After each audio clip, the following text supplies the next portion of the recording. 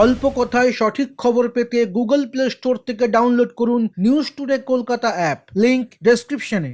मेरी बेटी का बर्थडे था, 19 सितंबर की ये बात है। हम वहाँ पे गए थे और हम डिनर के लिए हमने टेबल भी बुक करवाया था। वो एक उन्होंने भी एक स्टेटमेंट इशू किया है जिसमें वो बोल रहे हैं कि हमने टेबल बुक नहीं करवाया, जिसको मैंने ट्विटर पे डाल दिया है कि उनकी तरफ से कंफर्मेशन आया हुआ था और उसी टाइम पे हम गए थे। उनका ऑब्जेक्शन शुरू से ही साड़ी पे ही था कि साड़ी को हम नहीं अंदर जाने देंगे।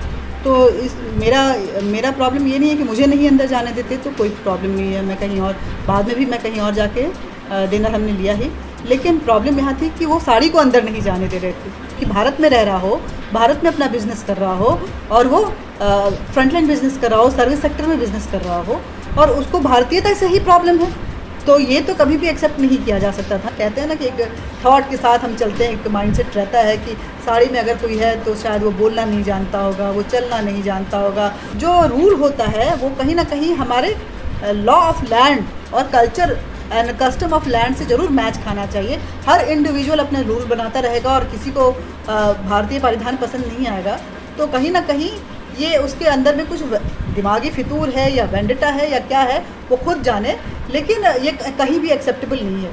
मैं उनसे आग्रह करती हूँ, होटल ओनर जो हैं, कि एम्प्लॉय का तो कुछ नहीं जाता है। एम्प्लॉय तो जो रूल बनाए जाते हैं उसके अकॉर्डिंगली चलते हैं। रूल जिनका वो प्रॉपर्टी होता है वो बनाते हैं, तो उनको एक अपने ईगो से बाहर आकर के उन्होंने जो गलत नियम बनाए थे जो भारत के खिलाफ था, भारतीयता के खिलाफ था, उससे बाहर आके उनको माफ़ी मांगनी चाहिए बिना किसी हिचक के, बिना किसी इफ़ एंड बट के कि हमसे गलती हो गई और हम आगे से इस बात का ख्याल रखेंगे।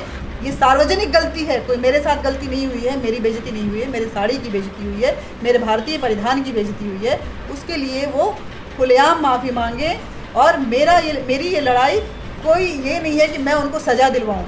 मेरी ये लड़ाई है कि जो दिमाग में एक इन्फेरिटी कॉम्प्लेक्स आप समझते हैं या भारतीयता को जो कमतर रखते हैं उससे बाहर निकालने का है। नए जनरेशन के लिए मेरा यही मैसेज है कि आप भी उस थॉट से अगर कहीं भी ग्रसित हैं या आपको लगता है कि मैं अगर ज़्यादा वेस्टर्नाइज या ज़्यादा कूल लगने के चक्कर में अगर वैसा नहीं दिखता हूँ तो मुझे एक्सेप्टेंस नहीं मिलेगी, तो आप उस सोच से बाहर निकलिए। ये रेवोल्यूशन मेरे से नहीं है, मेरी साड़ी की तरफ से है। और मेरी साड़ी अगर ये सक्सेसफुल होता है और लोगों की सोच में बदलाव आता है तो मेरे लिए इससे खुशी की बात और कोई नहीं।